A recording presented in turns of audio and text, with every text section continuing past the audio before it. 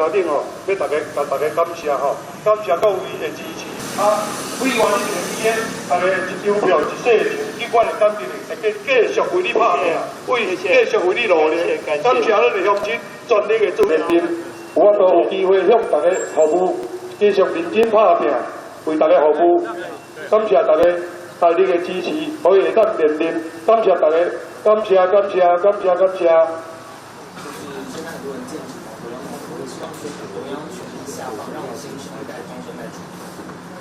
好的民主政治上以及在政党政治之上，那这一次国民党大选的惨败，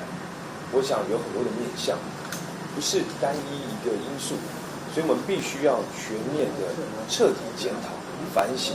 而且要非常深刻，而且必须迫切来进行。所以可以很明确的知道，我们国民党在连续2次大选都惨败，表示我们离中间的选民太远，这一点是目前最大的问题。当然，在哪些面向必须要彻底全面的反省跟检讨。我想包括不管是相关的论述、基层组织、吸纳年轻人、统征人才等等，这些都必须要彻底来进行改革。那接下来就是说，您会担任革新状态或新生代的一个改革的领导者吗？或者是说，您会竞选党主席？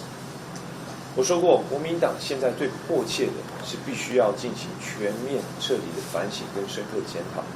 那有非常多的原因造成我们这次输得非常的惨，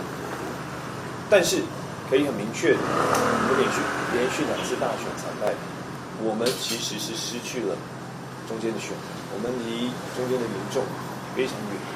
因为我们这一次500多万票基本上只是维持住了基本盘。那如果只有基本盘是没有办法重新执政，所以怎么样找出问题，从很多的面向彻底的来检讨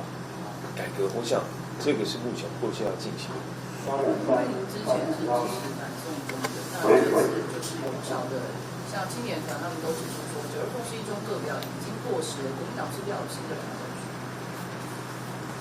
我们的立场其实非常的坚定，就是捍卫中华民国的主权，坚决反对1国2制，维护台湾的民主、自由、法治。所以我想这一部分的立场我们是非常坚定。但是国民党现在要进行彻底的检讨跟反省，我想除了相关论述、基层组织、广大人才、重拾年轻人的信任，这些很多面向都必须同时来做。